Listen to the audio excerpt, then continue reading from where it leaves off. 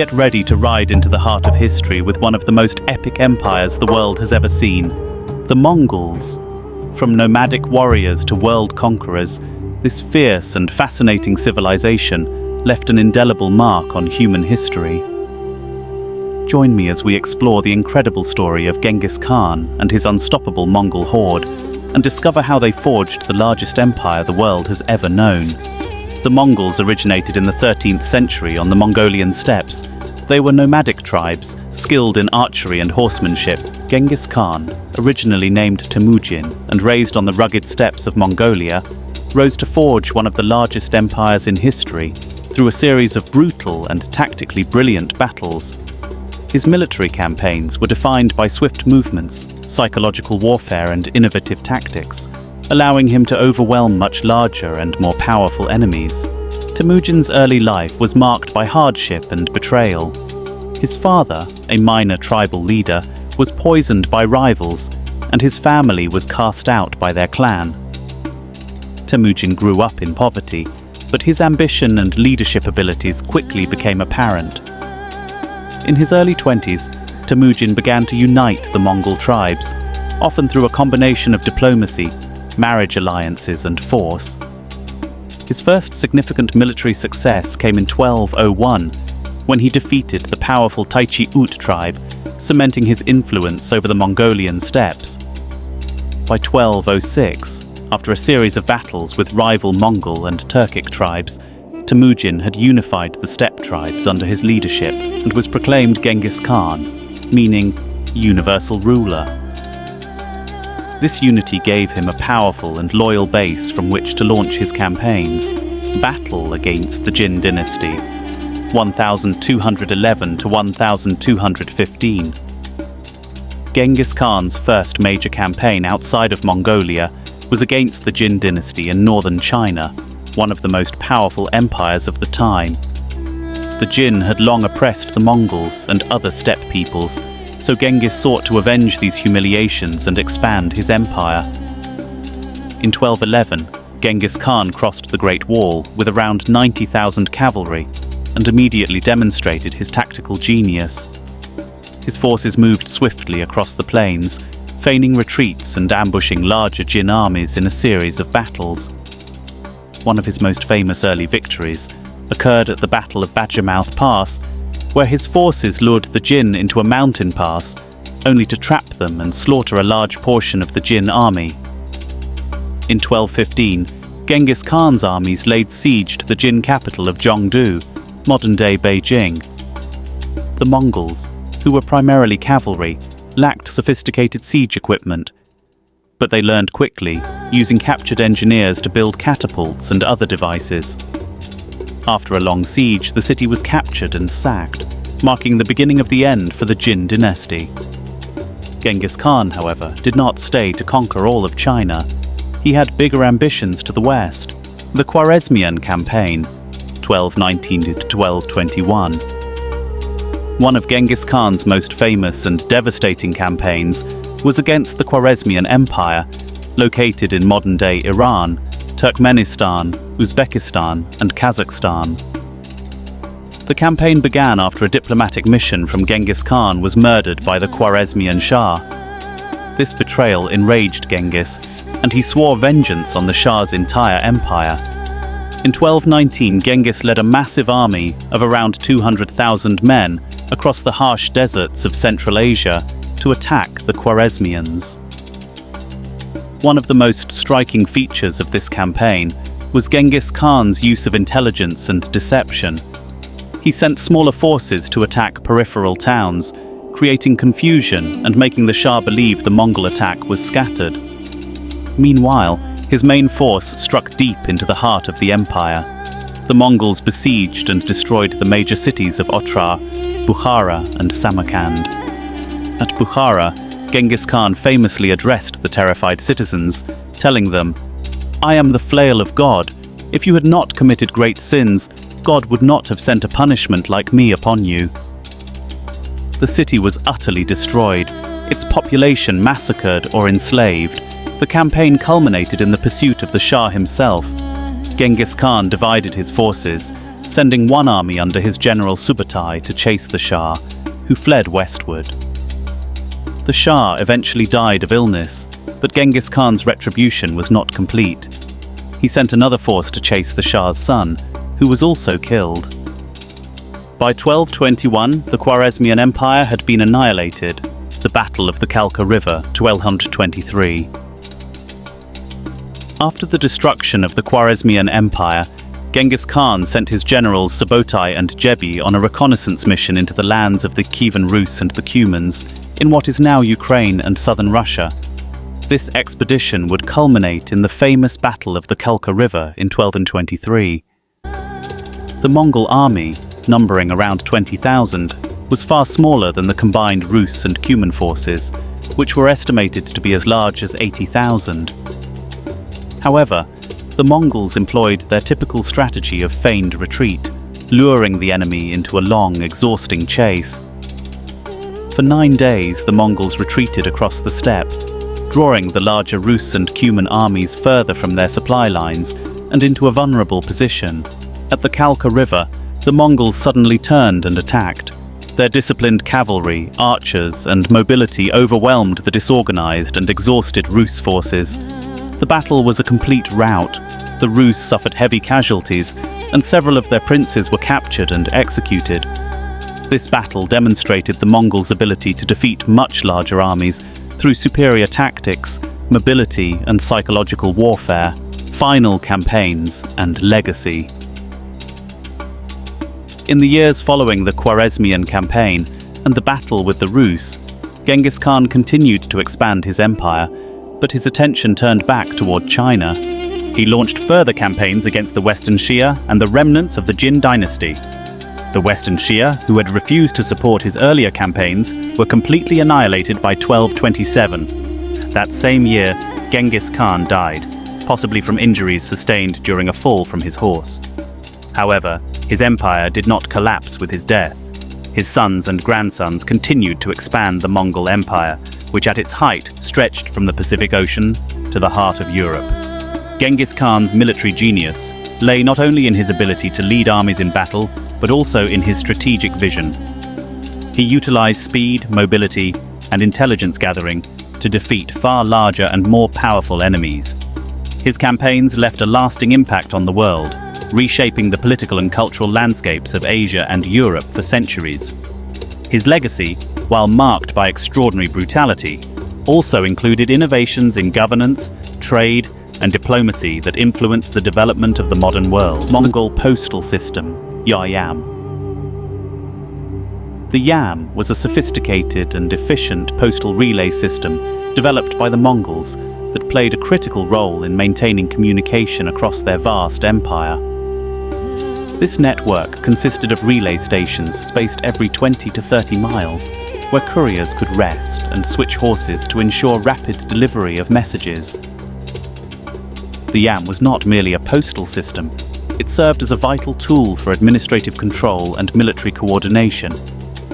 By allowing messages to travel much faster than before, the Yam facilitated the movement of diplomats, merchants, and vital military intelligence, enabling the Mongol leadership to respond quickly to threats and manage the empire's vast territories effectively. The establishment of this system underscored the Mongols' understanding of the importance of communication in governance and warfare, setting a precedent for future postal systems in Eurasia. Mongol influence on Russia and the rise of Moscow. The Mongol occupation of the Russian principalities, primarily through the Golden Horde, significantly influenced the political and cultural landscape of Russia. The tribute system imposed by the Mongols required Russian princes to pay tribute, which inadvertently centralized power in Moscow. As these tributes flowed into Moscow, the city became a wealthy center of power and influence. This period of Mongol rule laid the groundwork for Moscow's rise, particularly under the leadership of Ivan III, who effectively united various Russian territories and asserted independence from Mongol rule in the late 15th century. The legacy of Mongol governance is evident in the bureaucratic systems adopted by Russian princes and the architectural influences that permeated Russian culture. This complex relationship shaped Russia's political identity and laid the foundation for the future Russian Empire. Environmental impact of Mongol expansion. The Mongol conquests led to significant environmental changes across Eurasia.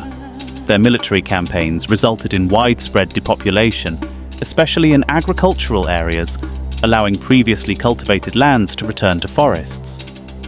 This large-scale reforestation may have contributed to a temporary cooling of the Earth's climate during the Little Ice Age, as scholars suggest that the regrowth of trees sequestered large amounts of carbon dioxide from the atmosphere.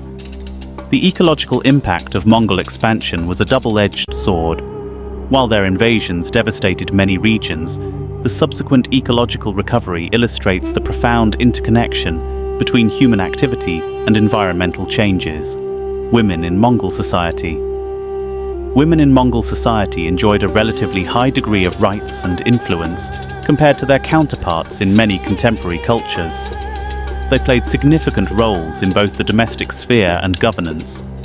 Women often managed households and had considerable economic responsibilities, which included overseeing herds and trade. Following the death of a Khan, women frequently assumed leadership roles. Notably, Toragin Khatun served as regent after the death of Ogedei Khan, showcasing the political influence women could wield.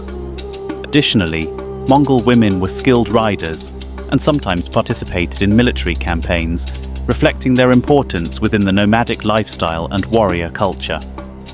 This relative freedom and empowerment allowed Mongol women to contribute actively to the social and political fabric of their society. Religious debates and the role of shamanism. Although the Mongols were known for their religious tolerance, their spiritual roots were deeply embedded in Mongolian shamanism. Under leaders like Genghis Khan, religious debates were held at the Mongol court, where representatives from various faiths, including Islam, Christianity, Buddhism, and Taoism, gathered to discuss their beliefs. These discussions not only influenced Mongol policies regarding religious tolerance, but also fostered an intellectual curiosity about different cultures and practices. While the Mongols embraced various religions over time, their shamanistic traditions remained an essential part of their identity, shaping their worldview and cultural practices. This blending of beliefs facilitated a unique cultural synthesis that characterized the Mongol Empire. Mongol legal code, Yasa. The Yasa was a legal code established by Genghis Khan that governed Mongol society with a strict set of rules and regulations. This code emphasized loyalty to the Khan, military discipline, and stringent punishments for theft and betrayal. The Yasa was kept largely secret, which added to its authority and mystique. It applied uniformly to all individuals within the empire, from common soldiers to high-ranking nobles, promoting a sense of unity and order within the diverse and expansive territories controlled by the Mongols. The strict enforcement of the Yasa contributed to the stability and cohesion of the empire, allowing the Mongols to maintain control over their vast conquests and establish a governance framework that would endure long after the fall of their empire. The role of spies and intelligence networks. Intelligence and espionage played crucial roles in the Mongol military's success. The Mongols established extensive spy networks that gathered vital information on their enemies before launching invasions. Scouts and spies would infiltrate enemy territories to provide detailed reports on troop movements, political dynamics, and the geography of the land. This intelligence gathering allowed the Mongols to strike at opportune moments, often catching their enemies off guard. The Mongols' emphasis on information warfare highlighted their strategic acumen, as they recognized that knowledge could be as powerful as military strength in achieving their objectives. Mongol currency and economic reforms. Under the leadership of Kublai Khan, the Yuan dynasty introduced significant economic reforms, including the use of paper currency as the primary medium of exchange in China. This innovation was backed by precious metals, allowing for greater economic flexibility and promoting trade across the empire. The Mongols implemented regulations on trade and taxation, enhancing commercial activity and integrating various regions within their realm. The control of key sections of the Silk Road further boosted economic ties between Asia and Europe. However, the increased reliance on paper currency also led to challenges, such as inflation and economic instability when mismanaged. Nevertheless, these economic reforms were revolutionary for their time and laid the groundwork for modern financial systems. Mongol science and medicine. The Mongols played a pivotal role in facilitating scientific exchange across their vast empire, fostering collaboration among scholars from diverse cultural backgrounds. This exchange led to significant advancements in various fields, including astronomy, medicine, geography, and mathematics. Mongol astronomers made accurate measurements of celestial bodies and developed new astronomical instruments. Physicians adopted and adapted medical practices from conquered territories, improving healthcare. Cartographers created detailed maps, enhancing understanding of Eurasian geography. Mathematicians developed new numerical systems and solved complex equations.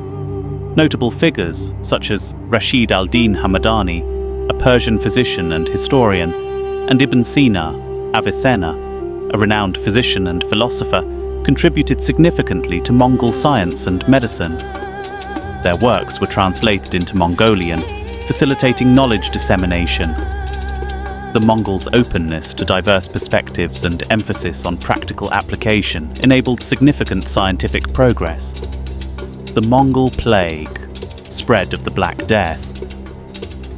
The Mongols inadvertently facilitated the spread of the Black Death, one of history's deadliest pandemics.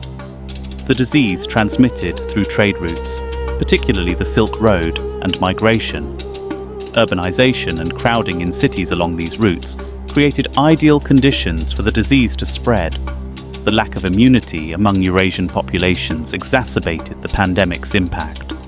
Estimates suggest 75 to 200 million deaths, approximately 30 to 60% of Europe's population. The social and economic disruption was severe, impacting trade, commerce, and societal structures. The Mongols' conquests and subsequent population movements contributed to the pandemic's rapid spread. Cultural impact and Mongol influence on art. Mongol patronage of art and architecture led to unique styles blending Eastern and Western influences. Examples include Mongol-style Buddhist temples in China and Islamic-influenced architecture in Samarkand.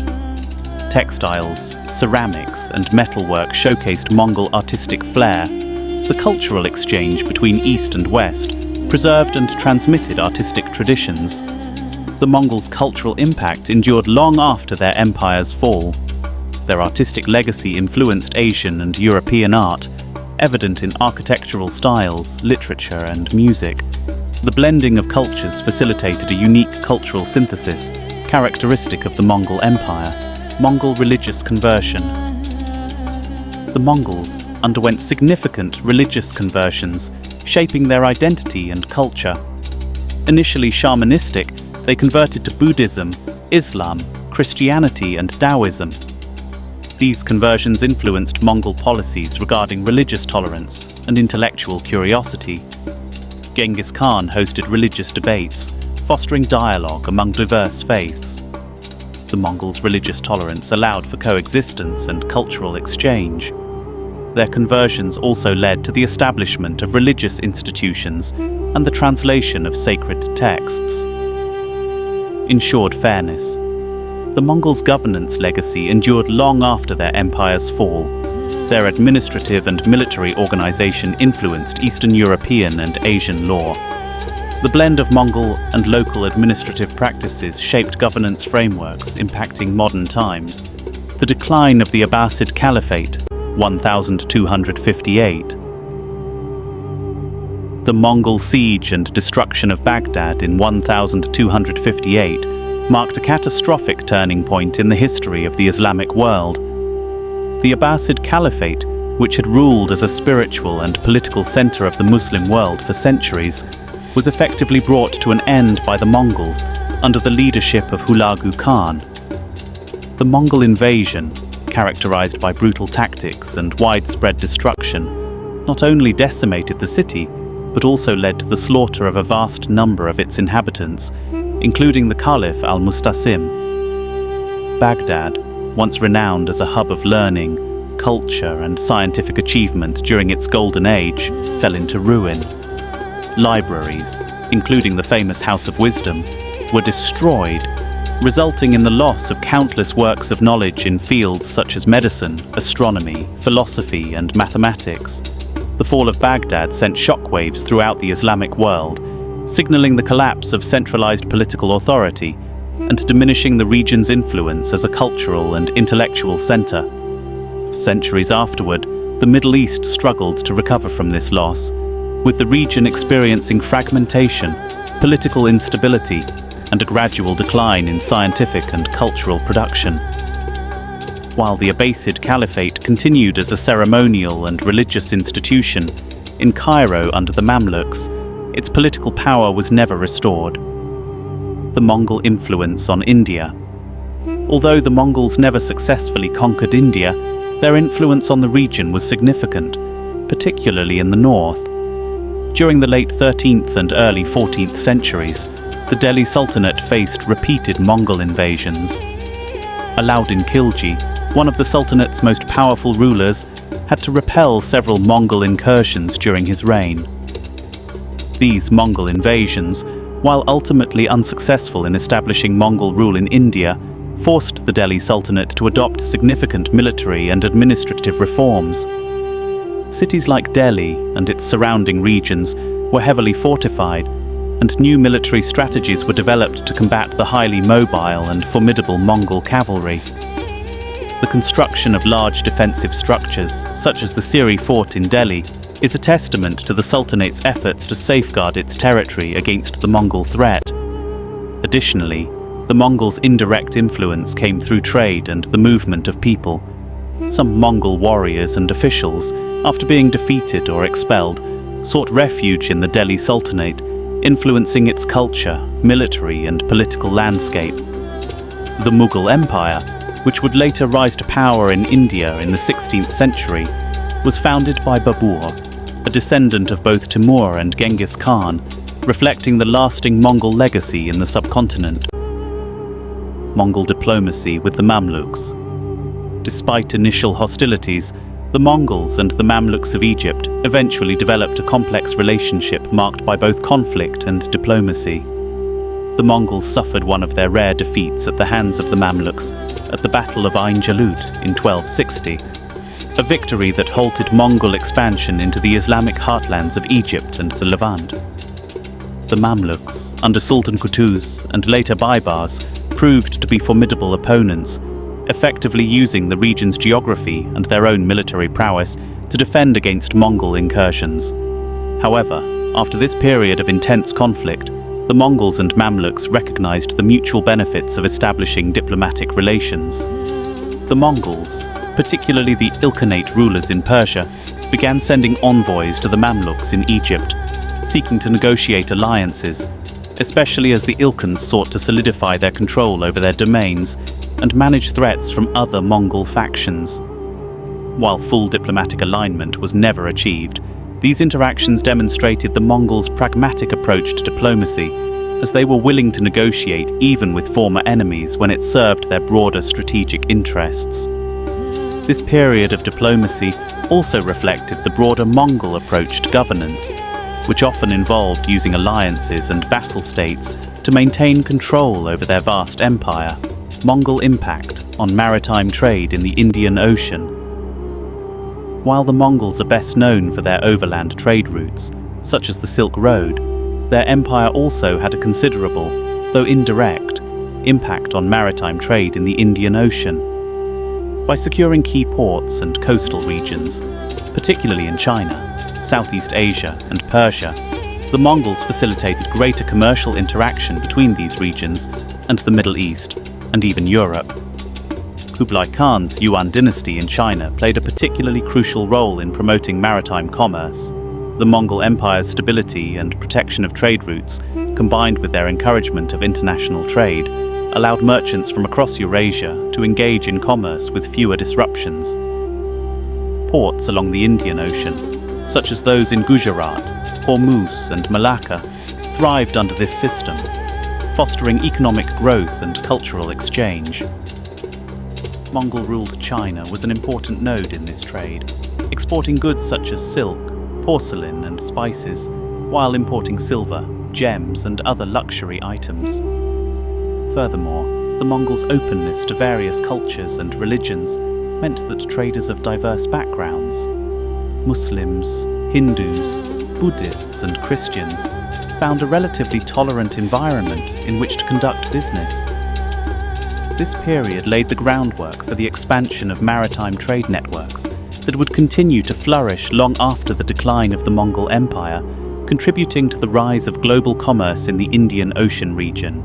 The Golden Age of Kublai Khan.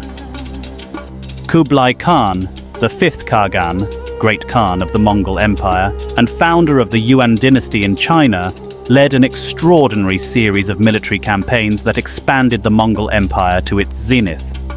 His reign was marked by both military conquests and administrative innovations. Here's a detailed overview of his significant wars. Background of Kublai Khan. Born in 1215, Kublai was a grandson of Genghis Khan, the legendary Mongol leader. Kublai was raised in the Mongol steppe culture, but developed an appreciation for the cultures and administrative systems of the lands he conquered, especially the Chinese civilization. This combination of warrior ethos and statesmanship made him a formidable ruler. Kublai was ambitious and highly skilled in warfare, but unlike his predecessors, he aimed not only at conquest, but also at governing and integrating diverse cultures into a centralized empire. Conquest of the Song dynasty, 1259 to 1279. One of Kublai Khan's most significant military campaigns was his long struggle against the Song dynasty in southern China. The Song, which controlled one of the wealthiest and most populous regions of the world, had successfully resisted earlier Mongol incursions.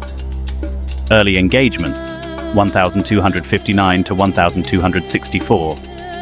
The Mongol Empire had already been campaigning against the Song even before Kublai came to power. After succeeding his brother Mongol Khan as the Great Khan, Kublai took personal command of the war efforts against the Song. His strategy combined traditional Mongol cavalry tactics with a reliance on siege warfare, engineering, and naval superiority, something the Mongols had rarely needed before. Innovations in warfare. Kublai adapted to the environment of southern China, employing local specialists to construct massive fleets, since much of the southern Song territory was crisscrossed by rivers and water systems. His forces used gunpowder weapons, such as early forms of cannons and explosive bombs, to break through the fortified cities. Fall of Xiangyang, 1268 to 1273. The siege of Xiangyang, a major Song fortress city, was one of the pivotal moments in the Mongol conquest of China. The Mongols deployed Persian engineers to construct massive trebuchets capable of hurling huge stones, smashing the city's defenses. After a long and bloody siege, Xiangyang finally fell, opening the way for the Mongols to strike into the heart of the Song territory.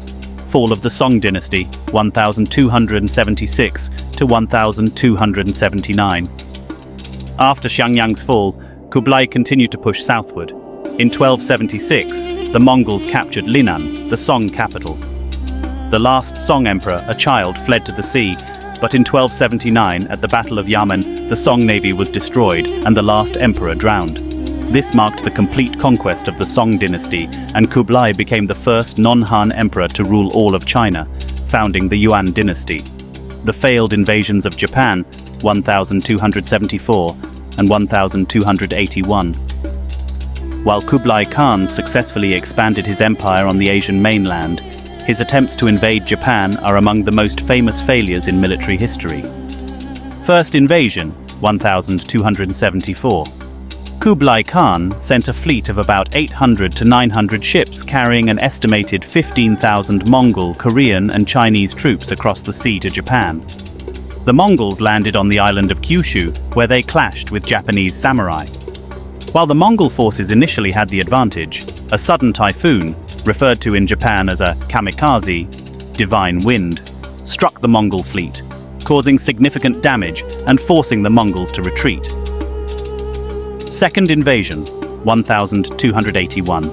Undeterred, Kublai planned an even larger invasion in 1281. this time assembling a massive force of over 4,000 ships and 140,000 men. However, the Mongols faced logistical problems and fierce resistance from the Japanese defenders. Once again, a powerful typhoon struck the Mongol fleet, wrecking many ships and causing catastrophic losses. The invasion was called off, and the Mongols never attempted another attack on Japan. Invasions of Southeast Asia. Kublai also sought to expand Mongol influence into Southeast Asia, with campaigns against Vietnam, Burma, and Java. Vietnam, 1258, 1284, 1287 to 1288. Kublai launched 3 major invasions of Dai Viet, Vietnam, but the Vietnamese employed guerrilla tactics and knew how to use their terrain to their advantage. The Mongols won some early victories, but disease, weather, and the resilience of the Vietnamese forces under General Tran Hung Dao led to the failure of these campaigns. Burma, 1277 to 1287. Kublai Khan sent an expedition against the pagan kingdom of Burma, which resisted Mongol demands for tribute. The Mongols defeated the Burmese at the Battle of Anyasangyan in 1277, and in 1287 the pagan kingdom collapsed, leading to Mongol control over northern Burma. Java, 1293. Kublai's attempt to subjugate the Majapahit kingdom on the island of Java ended in failure. The Mongol forces, sent to punish King Kertanagara for refusing to pay tribute, landed in Java, but were tricked into helping a local rebellion. After initial success, the Mongols were forced to withdraw under difficult conditions. Rebellions and challenges in Central Asia. Kublai's wars weren't limited to external conquests. After he became Great Khan in 1260, his authority was contested by other Mongol princes, particularly in the western part of the empire. Kublai's cousin, Kaidu, ruler of the Chagatai Khanate, waged a long struggle against Kublai's forces. Though Kaidu couldn't directly threaten Kublai's heartlands, this civil war weakened the unity of the Mongol Empire, legacy of Kublai Khan's wars. Kublai Khan's conquests solidified Mongol control over China, marking the height of Mongol rule in East Asia. His successful conquest of the Song dynasty created a legacy that reshaped China for centuries, integrating Mongol governance into Chinese culture and leading to the creation of the Yuan dynasty, which lasted until 1368. However, Kublai's ambitions also revealed the limits of Mongol power. His failed invasions of Japan and Southeast Asia showed that the Mongol Empire could not easily extend its influence over maritime and tropical regions. Moreover, the Mongol Empire began to fragment under Kublai's successors, with separate Khanates emerging in Persia, Central Asia, and Russia. Kublai Khan remains a towering figure in world history, remembered for his dual identity as both a warrior and a ruler who transformed the Mongol Empire from a nomadic conquering force into a major world power that influenced many civilizations. Under Kublai Khan, the Mongol Empire reached its zenith. He established the Yuan dynasty in China and encouraged trade, cultural exchange, and tolerance. The Silk Road flourished, connecting East and West. Kublai Khan travels during this period helped spread Mongol influence and knowledge.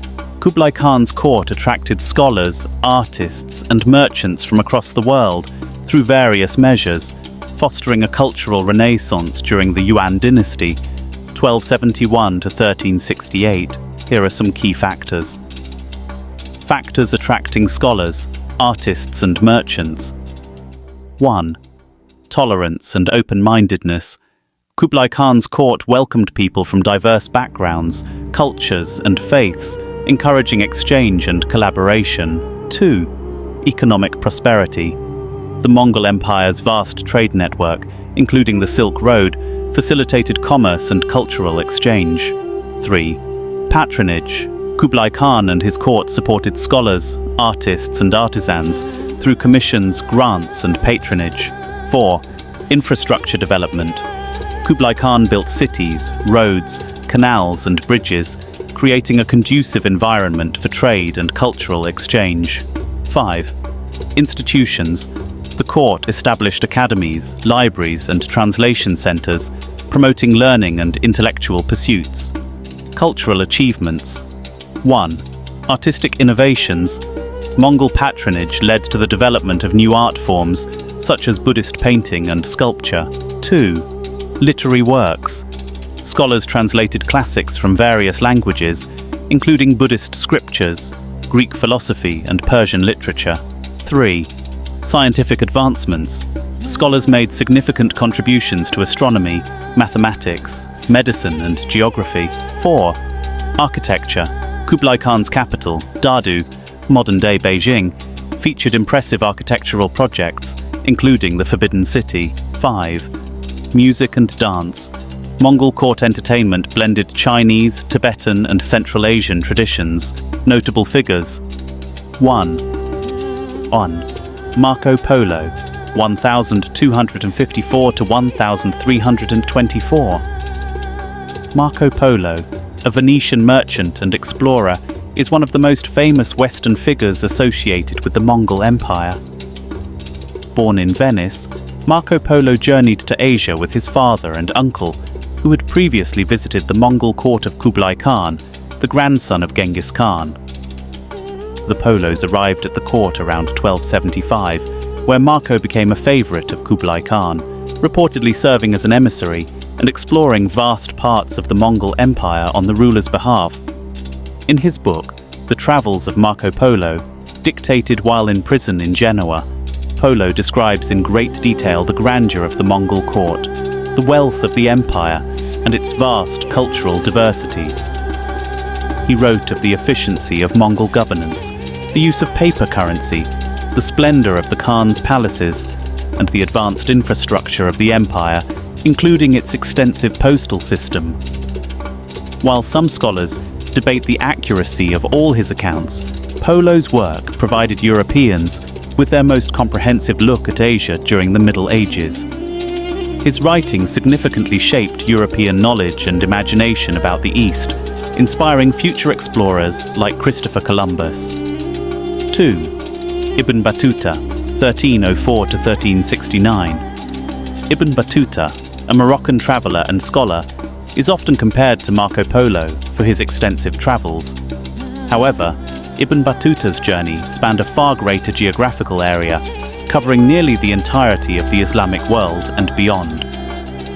Born in Tangier, Morocco, Ibn Battuta set out on a pilgrimage to Mecca in 1325, but ended up travelling for nearly 30 years, documenting his experiences in a travelogue known as the Rila. Ibn Battuta visited the court of Kublai Khan's successor, the Mongol ruler Togon Temur, during his travels in China. Although his descriptions of Kublai Khan's court are less detailed than those of Polo, Ibn Battuta noted the court's grandeur, its multi-ethnic environment, and the religious tolerance practiced in the empire. He was particularly struck by the cosmopolitan nature of Mongol cities, where different cultures, languages, and religions coexisted. Ibn Battuta's writings offer a Muslim perspective on Mongol rule, particularly in its later years, and highlight the complex cultural exchanges that took place across the vast Mongol-controlled territories. 3rd Rabban Bar Sauma, circa 1220 to 1294. Rabban Bar Sauma was a Chinese-born Nestorian Christian monk who became an important diplomat in the late 13th century. He is often referred to as the Marco Polo of the East, because like Polo, he travelled vast distances and provided a rare glimpse into intercultural exchanges during the Mongol era. Bar Sauma was born in what is now Beijing during the Wan dynasty, ruled by the Mongols. In his later life, Rabban Bar Sauma was sent by the Mongol ruler of Persia, Genghis Khan, as an envoy to Europe. His mission was to forge alliances between the Mongols and Christian rulers in Europe against their common Muslim foes in the Middle East. Bar Sauma travelled to cities such as Constantinople, Rome, and Paris, meeting with leaders like Pope Nicholas IV and King Philip IV of France. Although his diplomatic efforts ultimately failed, his journey remains significant as it highlights the Mongol Empire's broad diplomatic ambitions and the deep cultural connections spanning Asia and Europe. Bar Sauma's accounts provide valuable insights into the diplomatic relationships of the period and the extent of Mongol influence in Eurasia. His journey also underscores the diversity of the Mongol Empire, where a Chinese Christian could be sent as an ambassador to Western Europe by a Persian ruler of Mongol descent. 4th, Guo Shoujing, 1231 to 1316. Guo Shoujing was a Chinese polymath, an astronomer, mathematician and engineer who played a significant role in advancing scientific knowledge during the Yuan dynasty, the Mongol Empire's Chinese segment. Born in the Song dynasty, Guo came into prominence during the reign of Kublai Khan, who recognized his talents and appointed him to develop a more accurate calendar. Guo Shoujing's most notable achievement was the creation of the Shushi Li, season-granting calendar, which remained in use for nearly 400 years. His work significantly improved the precision of astronomical calculations, particularly in predicting solar eclipses. Guo also developed advanced astronomical instruments, such as the simplified armillary sphere, which helped measure celestial movements with greater accuracy. In addition to his work in astronomy, Guo Shoujing contributed to hydraulic engineering, overseeing irrigation and waterway projects that helped manage the empire's vast agricultural infrastructure. His ability to merge traditional Chinese scientific knowledge with the practical needs of the Mongol administration made him one of the most important figures in the scientific history of the period. 5th Nicholas of Pistoia died. 1349. Nicholas of Pistoia, also known as Nicholas Pistoriensis, was an Italian Franciscan friar and scholar active in the 14th century. He is primarily remembered for his work as a translator of important Greek and Arabic scientific and philosophical texts into Latin. These translations were crucial in making the advanced knowledge of the Islamic world and the ancient Greeks accessible to scholars in medieval Europe. Nicholas worked as part of a broader intellectual movement within the Mongol Empire, which fostered the exchange of knowledge across its vast territories. His contributions are particularly significant because the Mongols, despite their reputation as fierce conquerors, often encouraged learning and intellectual exchange, supporting scholars from different cultures and religious backgrounds. Nicholas of Pistoia helped transmit key works on astronomy, mathematics and medicine, contributing to the intellectual revival that would later culminate in the European Renaissance. While Nicholas of Pistoia's own writings have largely been lost, his role in the transmission of knowledge from the east to the west was part of a larger Mongol policy of cultural patronage. His work helped integrate Eastern and Western intellectual traditions, laying the foundation for future scientific developments in Europe. Some of the notable battles and conflicts during the reigns of Kublai Khan's successors. Temur Khan, 1294 to 1307, the grandson of Kublai Khan, succeeded his grandfather and maintained the Yuan dynasty's power. His reign focused on internal governance rather than expansion.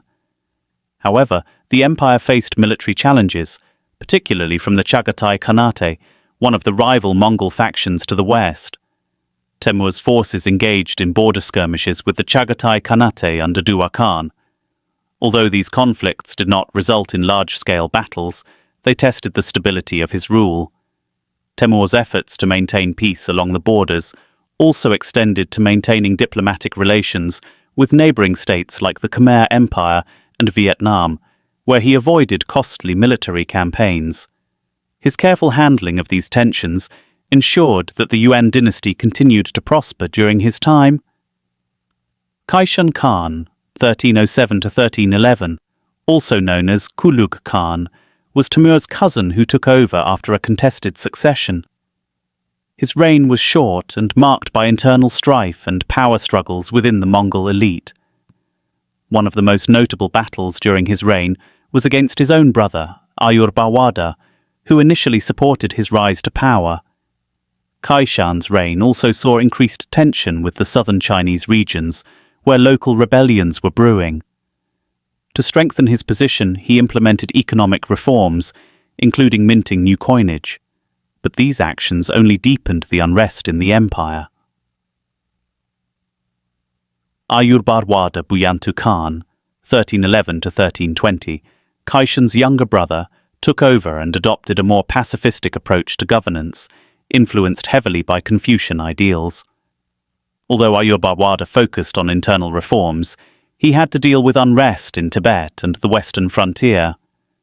The empire under his rule was relatively peaceful, as he avoided military campaigns, unlike many of his predecessors. Instead, he invested in Confucian-inspired governance reforms, promoting education and restoring order to the imperial bureaucracy.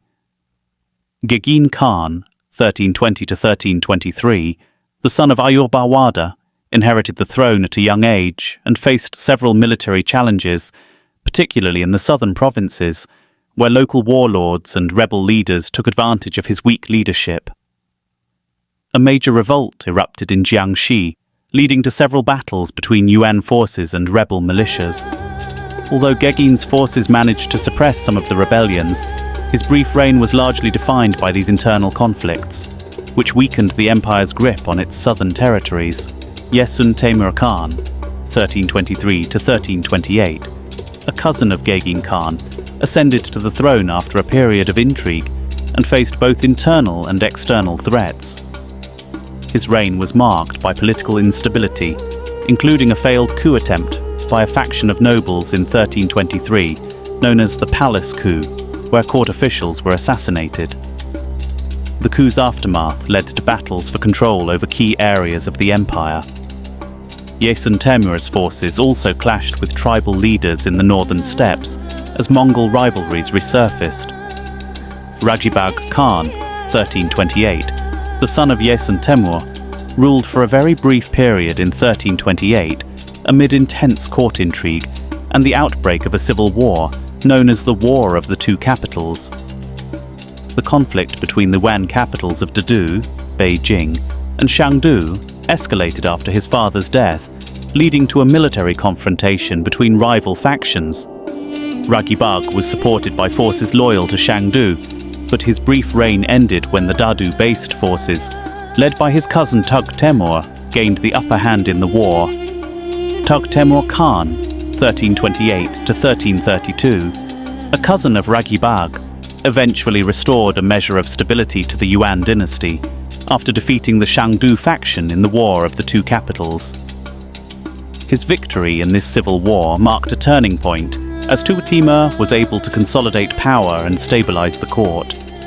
However, the conflicts had already weakened the dynasty's military capabilities and centralized control. Tugu Timur focused on patronizing the arts and rebuilding the central government, but military problems persisted, particularly along the borders.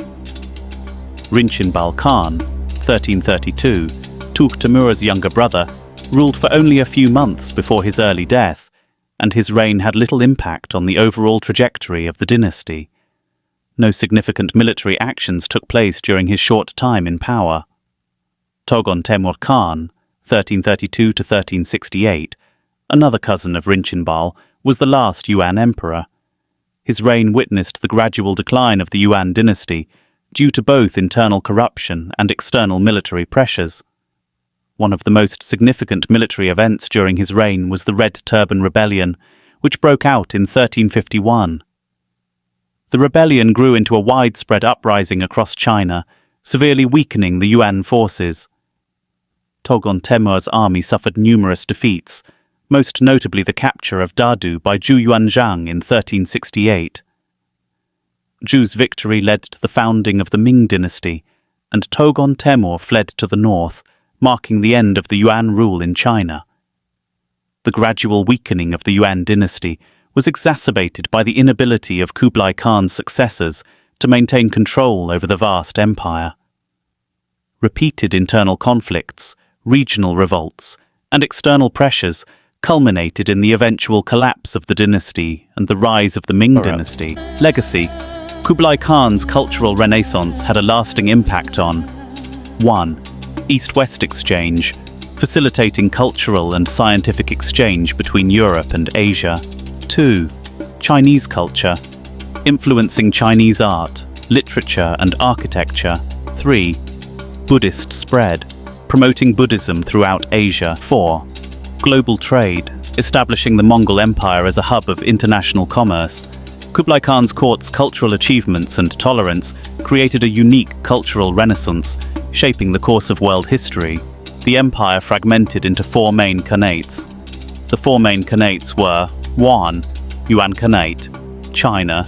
Kublai Khan, the grandson of Genghis Khan, established the Yuan dynasty in China, where he adopted Chinese customs and governance styles. This Khanate was a blend of Mongol and Chinese cultures. Kublai's reign marked the height of Mongol influence in East Asia, and under his rule, the capital was moved to present-day Beijing.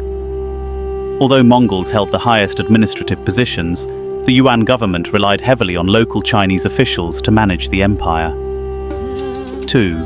Golden Horde Khanate, Russia, Ukraine. The Golden Horde was named for the golden tents of the Mongol rulers and was also known as the Kipchak Khanate. It significantly influenced the development of Russian statehood and helped shape the rise of Moscow as a center of power after the decline of the Golden Horde. Despite its dominance over Eastern Europe, the Golden Horde operated somewhat autonomously from the other Mongol Khanates, even converting to Islam in the late 13th century. 3. Chagatai Khanate, Central Asia. The Chagatai Khanate retained a strong Mongol identity and continued to uphold traditional nomadic Mongol values longer than the other Khanates. Though divided into two parts in the 14th century, Eastern and Western Chagatai, this Khanate continued to serve as a crossroads for trade and cultural exchange along the Silk Road.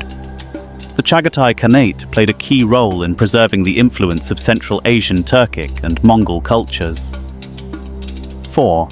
Ilkhanate, Persia, Middle East. The Ilkhanate was instrumental in spreading Mongol influence throughout the Middle East. Its rulers embraced local customs, particularly Persian culture and administrative practices. Under the Ilkhanate, cities like Baghdad and Tabriz became centers of learning, art and trade. The conversion of the Ilkhanate to Islam in 1295 by Ghazan Khan marked a significant cultural and political shift within the region, aligning the Khanate more with its Muslim neighbors. The Mongol impact on the Jin dynasty was multifaceted and played a crucial role in the latter's downfall. The Mongols employed strategic warfare, utilizing siege tactics and scorched earth methods that weakened Jin defenses and morale. Key battles, such as the Siege of Zhongdu, modern Beijing, were pivotal in this regard. Genghis Khan formed alliances with factions like the Song dynasty, allowing for simultaneous attacks on the Jin from multiple angles. Internal strife, including rebellions and betrayals within the Jin, further weakened their ability to respond effectively to the Mongol threat. The Mongols also made significant use of advanced Chinese siege technology and engineering techniques, employing Chinese engineers and siege weaponry to effectively breach Jin fortifications.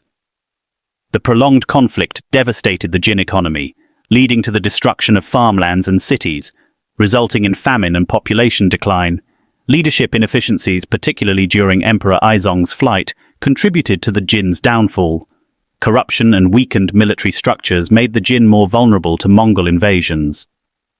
The fall of Kaifeng in 1233, marked by the siege of the Jin capital, signified the collapse of Jin authority and the success of Mongol expansion. The aftermath saw the fate of Jin aristocrats and military personnel, with some loyalists forming pockets of resistance that the Mongols addressed through military action and integration. After defeating the Jin, the Mongols absorbed Chinese administrative practices and military strategies, which significantly influenced Mongol governance, particularly during the later Yuan dynasty. The Mongols established new governance structures in the former Jin territories, implementing taxation and administrative systems to rule over a diverse population, including Chinese, Khitan, and Jurchen peoples. The legacy of the Mongol-Jin conflict had long-term effects on Chinese history, including demographic shifts and changes in political structures, ultimately facilitating the Mongol unification of China under the Yuan dynasty and reshaping East Asian geopolitics. Impact on trade and culture. The Pax Mongolica, a period of relative peace and stability under Mongol rule, allowed for the safe passage of merchants, scholars, and travelers across Eurasia.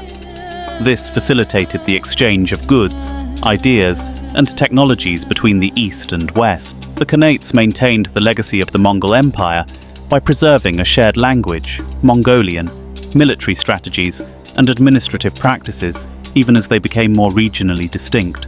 As the Mongol Empire's legacy fades into the sands of time, we're left with a profound appreciation for the indelible mark they left on world history.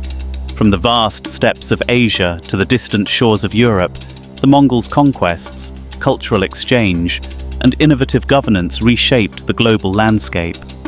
Genghis Khan's unwavering vision and unyielding determination forged a nation of nomadic warriors into a unified force capable of achieving the impossible.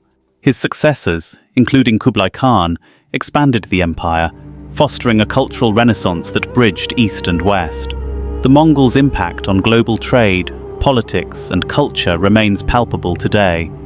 Their tolerance of diverse faiths and cultures facilitated the spread of Buddhism, Christianity, and Islam. The Silk Road, once a vital artery of commerce, continues to inspire international cooperation and exchange.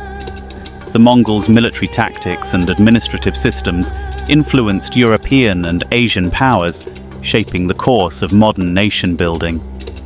Yet, beyond the conquests and empire building, the Mongols' true legacy lies in their resilience, adaptability, and capacity for unity.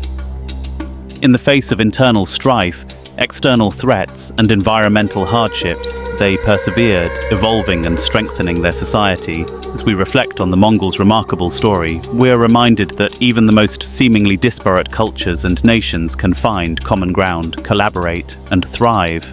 The Mongols' history serves as a testament to human ingenuity, resilience, and the transformative power of vision and leadership.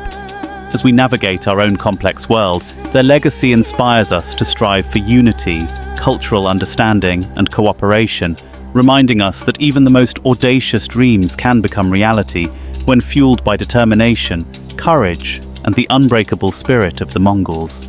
Thanks for joining me on this journey through the history of Mongols. If you enjoyed it, don't forget to like, comment, and subscribe for more history content. Let me know what you found most interesting and what you'd like to explore next. Until next time, remember, history shapes who we are.